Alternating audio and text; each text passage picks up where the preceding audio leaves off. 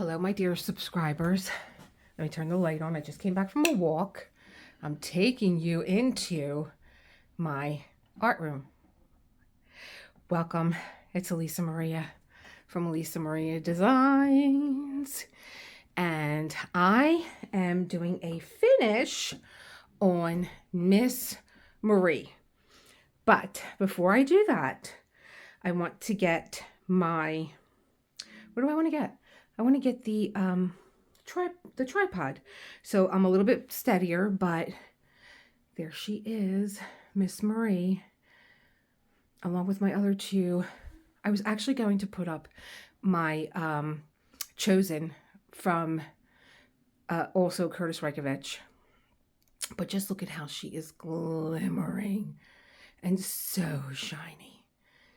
So let me get my tripod. I will be right back.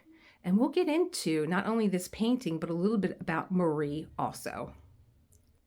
Okay, so here we are. I am back. I'm going to be pulling this book out because I want to show you this book I've had for years, trying to put it on my desk.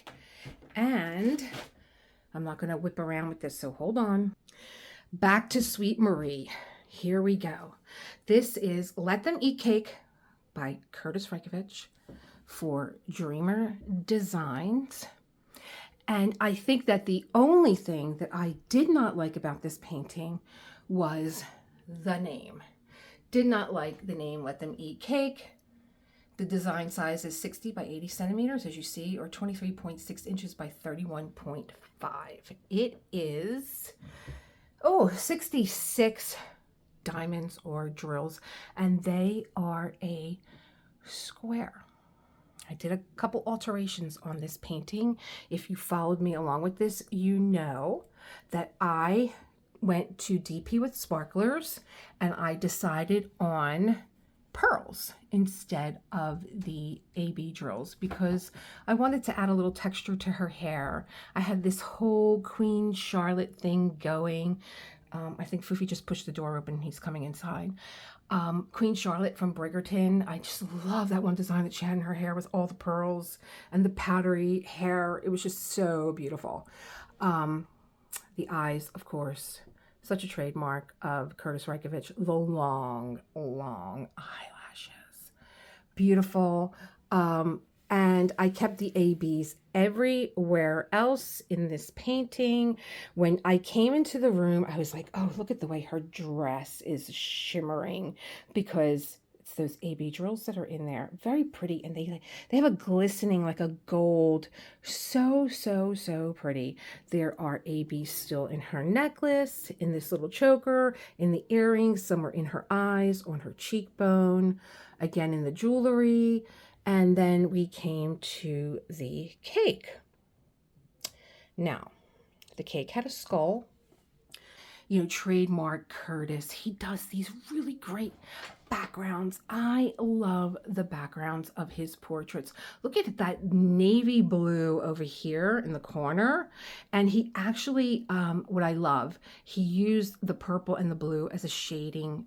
Also, you see her shoulder? It has that gray, touch of gray, but then that deep, it's like a navy blue. That might be 939. I just love it. You see how it goes into her, onto her shoulder and into her dress to give that depth of the ruffle. So gorgeous. I love this background. It was different shades of gray and blue. Very, very pretty. And then if you look at crimson, and another thing, the faces are always different. My husband, he's like, they all look the same to me, but the faces are entirely different. Now, Crimson has a lot of ABs in her hair.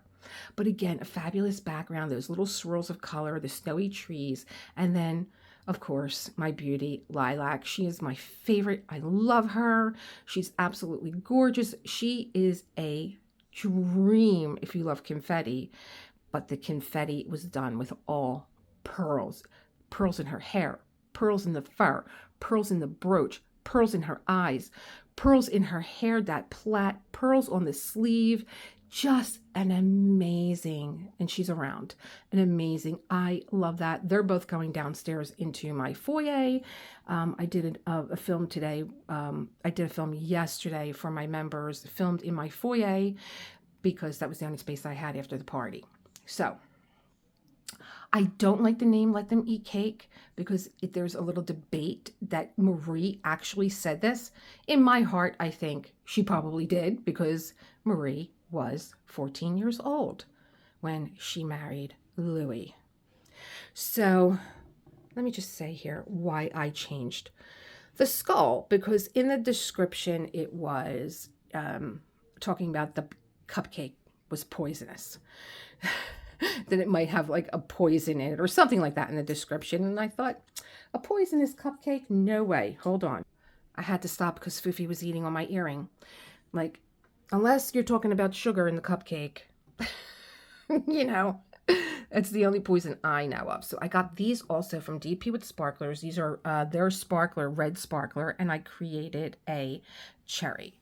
And I created a little stem from those little bargain drills that they had. I've been thinking about this finish, and if I had to do this again, and I have some pictures of how I did this, like I took a picture of the original and then I went in with my pen. I have a Samsung Galaxy and I kind of formed a cupcake. And so I knew by looking at that, like I took the pen and I went around what was here to make it a little bit more curvy and a little bit more whippy, like whipped frosting. And then I was just looking at it to say, well, this is how I'm going to make this look.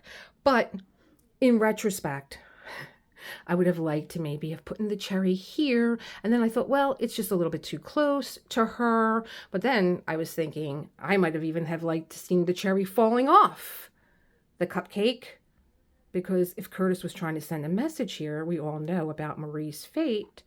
You know, the cherry falling off the cupcake. See what I'm doing here? That might have been like a little wink to what happened to Marie. I just want to show you this book that I have. There's Mr. Fufi. So as I was thinking about my own little connection to Marie, and you know, I write a lot, so I capture a lot of my thoughts. But this book came out in what year? September issue of, it had to be when the movie was out. Had to be. This is the Dream Queen. Kirsten Dunst played the title in Sophia Coppola's Marie Antoinette.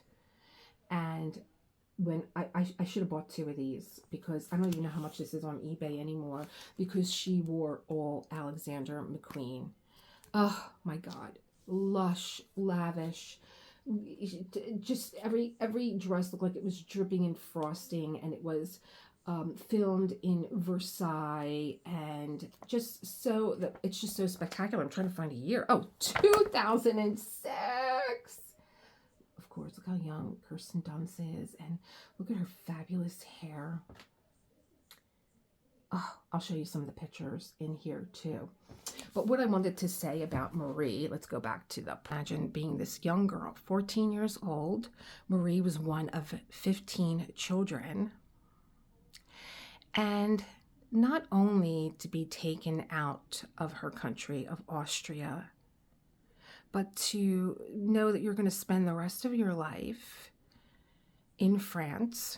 No connection with your siblings, no connection with her mother, even though her mother did find a way to get letters to her, and they were a little bit poisonous. So we have this 14-year-old, let's just back up, and she is taken by carriage, riding this long journey to France, and before she enters France, the carriage is pulled over, and everything that resembles Austria is taken from her.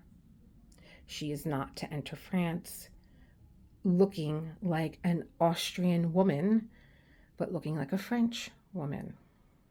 So everything. I think in the movie, I believe that she had friends that she wanted to take with her. Maybe she thought that they were going to be in her court.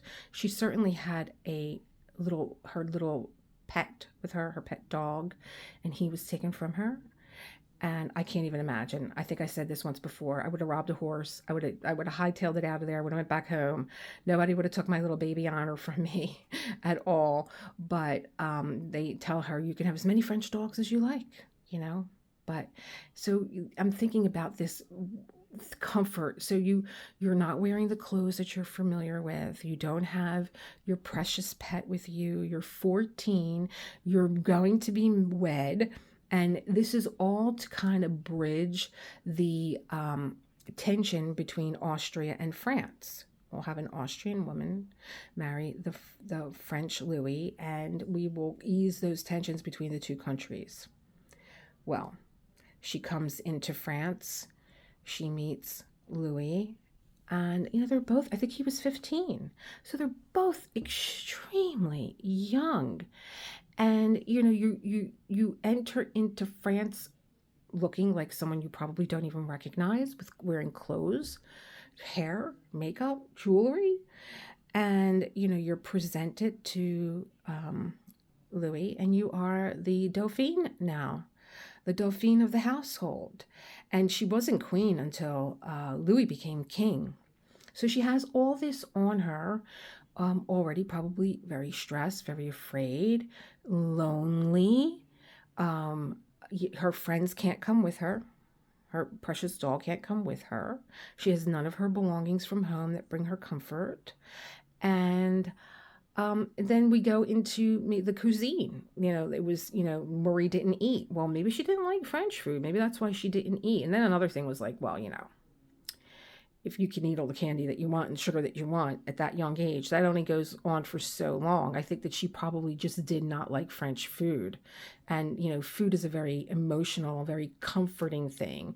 And in the movie, you'll see where her mother is writing her. And to add more to this tension and stress to this young girl's life, her mother was like, I sent you there. You have a job to do. You need to learn about what the tensions are between France and Austria. You need to calm things down, but you also need to produce an heir. Okay? And I believe that neither Louis or Marie were ready to be intimate, because they believed that they weren't intimate for the first 7 years of their marriage. So there was that stress of her mother, telling her that you need to produce an heir, and her trying to be intimate with him. It was brought out in the movie that, he really was extremely shy and probably didn't know what to do. And he was more interested in hunting and these big elaborate meals than he was about, his young, beautiful, precious wife here. And so she ran off on her own. She bought loads of clothes and to probably comfort her, and ate sweets. And probably when they told her what was going on with the French people, could she have said, hey, I'm not eating food, I'm eating cake. So, let them eat cake too. I don't know. It's speculated that she never said that. So that was the only thing about that painting that bothered me. But as for the design, I'm such a KURTIS fan. As for the design, as for I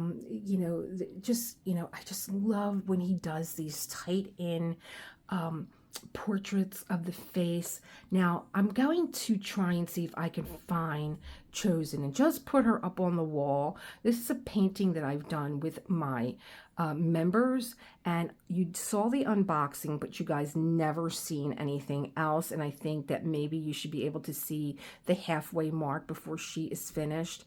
She is absolutely Chosen is absolutely stunning. She is even tighter in on the portrait. In fact, the entire portrait is her face and this wild hair and this butterfly that lands on her forehead. It's really, really just so beautiful. She's one of my favorite too. But as I was coming in the house, I just took a walk, getting some fresh air. It's a beautiful night. I filmed my neighborhood for you guys, because we do like a miracle on, what was it? Miracle on 34th Street. Was it 34th, 37th? I don't even know. And I lived in New York, okay? But that was the other thing that I was thinking about too, was when I moved to New York, I opened up Petal Bell Cafe.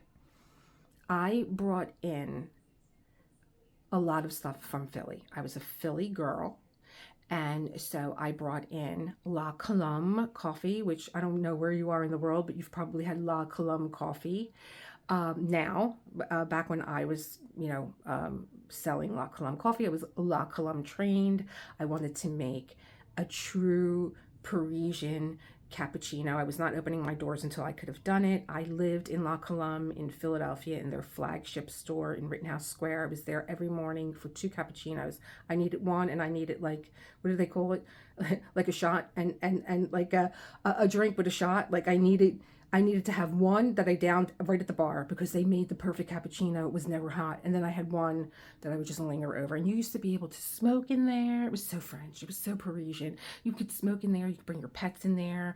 There was men in there that were like playing cards or playing chess. It was a fabulous, fabulous, fabulous cafe. So I brought La Colombe with me. That was the coffee that I was going to serve in my cafe. I brought cappuccino gelato, again, became world famous because Oprah came to Philly and put them on her favorite things list. I had Gilda's biscotti because she makes biscotti that is this dark chocolate, dad's biscotti. And what else did I bring from Philly? I brought, House of Tea, no longer in business, curated teas for me to match what I was doing. I had a Belgium cafe, and so I was making liege and Brussels waffles and everything all hand done. And so that was comfort to me because New York scared the bejesus out of me. I didn't know how I was going to cope living in New York. I wanted things that made me feel good in Philly. And I had a reporter come in, and I had a lot of angry chefs that wanted to make my biscotti, wanted to make my gelato. And I was like, no, I'm a Philly girl, I'm bringing it here. And one of the newspapers got really agitated with me and was like, well, if you miss Philly so much, why did you leave? Why don't you just go back there? Welcome to New York, my friends. But that made me feel comfortable. And so I was thinking about this connection with Marie, like being a young girl, but being a young girl and being away from your home. I mean, I was only, a train ride away. What was I like on the Acela, an hour and 10 minutes from my home? She was cut off from her family and her siblings and her home and her country and her culture and her food and the way that she dressed and her friends and her pets. I can't imagine that for a 14-year-old. I can't imagine. I would imagine that, yes, she probably did eat a lot of sweets and did anything that she could to comfort herself, like shop and just be wild and rowdy because of the stress of what she was going through. So when Sophia Coppola's movie came out, everything, my art room got tossed again because we had a party, and I was the only room in the house that had actually had room left, and so everything got thrown in here again.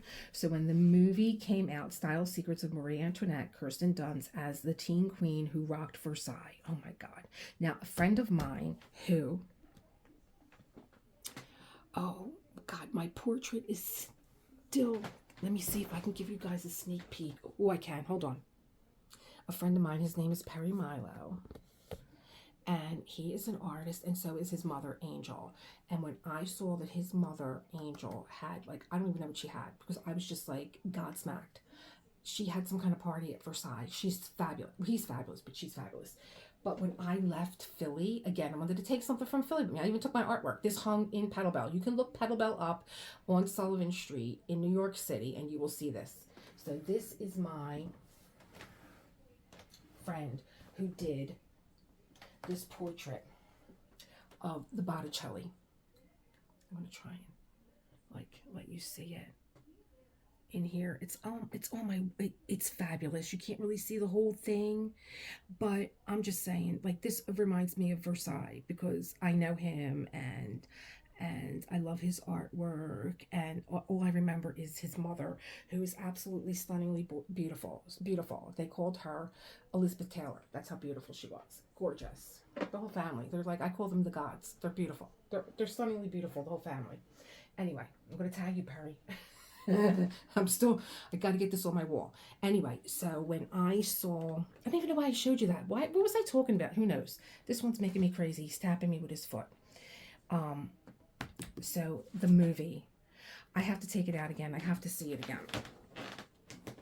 So when I saw this book, I mean, one thing that I did when I was a young girl and didn't have any money and was always looking to, like, of course, you want to be fashionable and whatever, I would buy a magazine. Now, something like this would have lasted me the whole season and maybe like a half a year. And I would go through the magazine and I would pick something like, I'm going out this weekend. What do I want to wear? And I would be like, okay, I want to wear that. This is what I want to wear. But I can't afford that. That's too much signature. But I can't afford this. But let me go and hunt through all the, anywhere I would hunt. I want to get something that's this color, this kind of dress. I'm going to find something like this necklace and just try and dress myself on a budget. And so that's what I did as a young girl. That's how I would, that's how I curated my wardrobe as a young girl. Now I live in yoga pants. But let me see if I can find this beautiful, stunning photo shoot that they did at Versailles.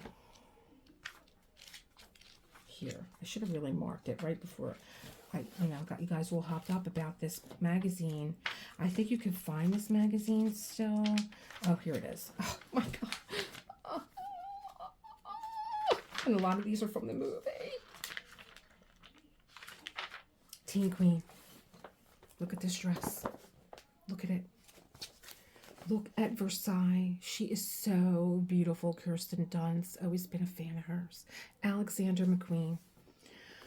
Oh, Marie Antoinette, played by Kirsten Dunst in Sophia Coppola's stunning new film, used her distinctive personal style to defy the rigid etiquette and scheming courtiers of Versailles. Kennedy Fraser looks at the high-spirited life and tragic fate of the young royal. Courtier? I don't know. Send me to jail. I'm butchering my French.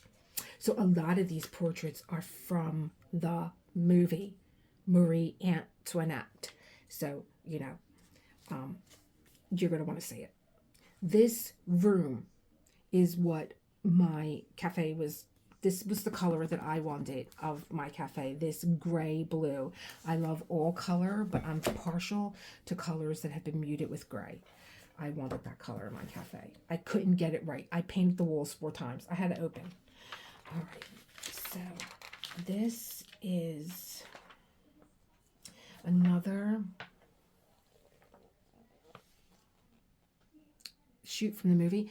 It says gossip, humiliating mockery, and intrigue were the principal court occupations because, if you watch Bridgerton, oh my God, what a series. But, how do you think the French woman felt that she was the Dauphine and that she was Australian, right? Australian. Yes, I'm going to get Austrian, not Australian, Austrian. She was Austrian. Don't laugh because people get on the wrong plane in the airport. So she, could you imagine? Like, you're not from around here. You're not truly French. When are you going to give us an air? When you're going to ease the tensions between these guys? She's 14. Come on, give me a break. This is the carriage from the movie. This is when they're going to the masquerade ball. Oh my God. So stunning. Beautiful. Even the men. She had one job ahead of her, really, to secure the power of the French state, giving birth to the future Dauphine. So this was all on little poor Marie at 14. I would have been in a corner too with a bunch of Hershey bar peanut chews, actually, because peanut chews are from Philly. Beautiful scene. It's just so luscious. I just want to eat the pictures. They're so beautiful. The power and the glory. Louis and Marie Antoinette were young, lonely, and thrown together by fate. I think they ached for each other, Schwartzman says. Here the couple looks out over the palace's parterre and the fountain of Latona. Details see in this issue. She was a sprite who picked at her food, loved to dance and stay up late. We would have been best friends, Marie. His opposite in every way, but they grew fonder of each other with every passing year. Let me tell you, this is why I don't know how this girl did this. Like, if she picked at her food and really didn't eat, I did it with my members. I showed them my coffee room that I created for the John's party, and last night I crashed the whole day. But yesterday when I did get up, did I eat food? No, I sat there with them Aldi cookies, and I had such a stomachache. I don't know how she did it, Marie. I don't know how she did it. I'm especially French. The French with the pastries and everything else. Oh my God, I would have been in a sugar coma. I would have been in a sugar coma. I actually, the height of fashion, I actually have this rubber stamp. It was one of the things that I wanted to take out. I love it. I love the ship in the hair. And I love that Curtis did the bird in the hair. I love it. It's so, for me, very Sex in the City. Beautiful Kirsten. The style of Marie Antoinette. Look at, I mean, I'm not talking enough about Alexander McQueen, because my heart aches when I think about Alexander McQueen. Just such a beautiful, beautiful, beautiful designer, and such vision. Gorgeous.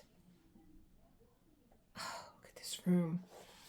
She used her dream to turn several revolutionary leaders, including, oh, don't let me read that, into the king's secret agents. You know, I took French in school. I actually have a book next to this book. I have another book in French that I try and practice my French in, but I'm murdering everything today, probably because I'm hungry. I didn't eat all day because I ate a bunch of cookies yesterday. Look at this stunning. And she is just so perfect. Beautiful model for this. And the one thing about Alexander McQueen was when he would show any of his designs, the models' faces were always covered because he didn't want them competing with his designs. He wanted it to he wanted you to just be a hanger. It was all about the dress. All about the dress. God Save the Queen. When the Bastille fell on July 14th, 1789, the Queen was in her garden and Louis was hunting. Rain, he wrote in that day's journal. Here Dunce ascends the 100 steps leading to the Orangere in the Dior Couture by John Galliano dress of black aluminum foil. What? Covered in organza, ruched in undulating bubbles made just for Vogue.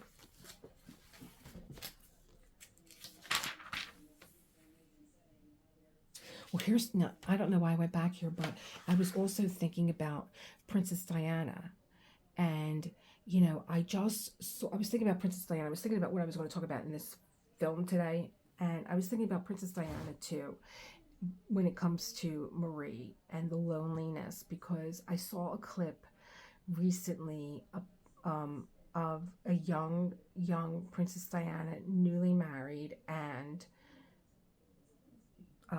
Prince Charles was, I'm getting confused. King Charles, Prince Charles at the time was on his way to Australia, and she went into his office. You could actually probably find this clip on Instagram. She went into his office and a phone call came in, and it was Camilla.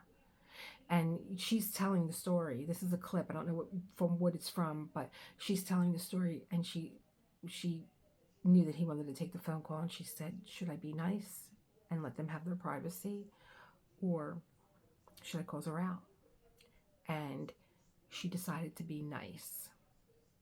And your husband's leaving. I don't know how long he was leaving. She is in Buckingham Palace. It has like close to 800 rooms. She's young. She's by herself. No family yet. And he's taking off yet again. And she knew that he would be in constant contact with Camilla. And she rode with him to the plane, and she walked him to the plane, and the camera is on her face, and her tears are welling in her eyes, and he steps up onto the plane steps because he's boarding, and he turns around and looks at her, and you could see one thing about the British royals is that there's no PTA, but he was actually you know, you could have saw like he almost missed his step, and he looked at her, but she had such pain in her heart that he was leaving again, and she was going to be alone, and he had this intimacy with Camilla. So I was thinking about like these young queens and princesses, and and I don't know, maybe we'll go back, but it says, like Princess Diana in another age, Marie Antoinette found her strength in her own powers of attraction, using dress as a weapon in palace intrigues. Here, Dunst wears an Oscar de la Renta taffeta gown created for Vogue. Oh, well, maybe just Alexander McQueen did the movie? The queen created for herself and her court an artificial Arcadia. There were picnics and boating and Blyman's Buff. They gathered hens, eggs at her miniature farm. And you'll see that in the movie. This is Chanel, so I'm wrong here. So that's Chanel. But I know that everything that she wore in the movie was Alexander McQueen. This is, I love this. I love this dress. I love it. I love everything about it. And only she could wear it. I mean, she's just perfection. Let me see here. Well, they said she became the best man the king had. What? All right, let me read this. Let me see who this is. Remember, one nobleman cautioned his daughter, in this place vice has no consequence, but ridicule kills. The 24-year-old actress wears a Balenciaga. So this is pale blue jacquard, quilted, hand-painted, and embroidered. Oh my God. Oh my God. Are you kidding me? It's stunning. Stunning. I have not looked at this book for years. I'm telling you. It's sat on my shelf. It's always been with me. She faced death with absolute self-control and dignity, and stepped gracefully, even with hands tied to the scaffold. That beautiful blue, just like the color of Versailles, the blue room. So beautiful. Now, who is this?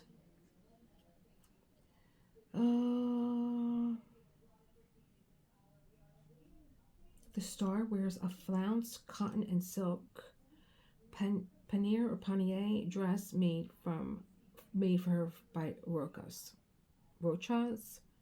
Oh boy, I've been out of the fashion world for a long time.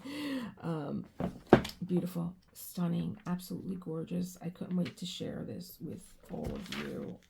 That is the last scene. This beautiful book. Beautiful book. I love it to death. I'm going to get reacquainted with 2006. I'm going to just sit here and look at all these pictures and, you know, just fall in love all over again. I actually thought that there was actually another. No, there's not. I actually thought that maybe there was another article on Alexander McQueen here. That's going to drive me crazy. I have to look and see now.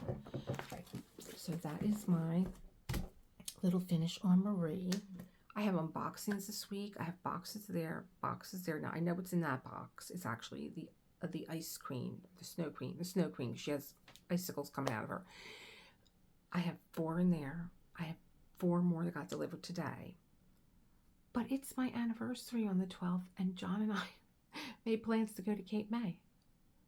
So I'm going to do some filming that I can upload for you guys, a few unboxings while I'm away. And I'm also going to take with me, I'm going to show you Cape May. Of course, it's beautiful at Christmas time. I'm going to take with me the cards, if I could find them, from Michael's that I bought. And when I'm just chillaxing, I'm going to do a holiday card, you know, a couple of diamond paintings for a few of my very close friends, and send them out. And I will see you, as always, in the next one. I hope you had a wonderful, is today Monday or Tuesday? think it's Monday, right? It's Monday. Yeah, John had an appointment today. It's Monday. And I hope you had a great Monday and a great start to your week, and you're not stressing the holidays, and you're just breathe. Just take it easy and breathe. Don't try and carry too much, meaning on your shoulders. Don't go losing your head like Marie, okay? So don't put too much on your shoulders, and don't carry too many bags.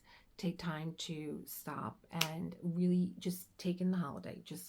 I want you to see the walk that me and John just did, a little holiday walk, just to take a break. He was like, come on, come with me, come with me. I'm like, you know, I have to start taking my own advice. And like, yes, I really didn't get anything done today other than keep putting things and weeding through the house and putting things back where I think they belong, which they're never coming back. My house has so much open space right now.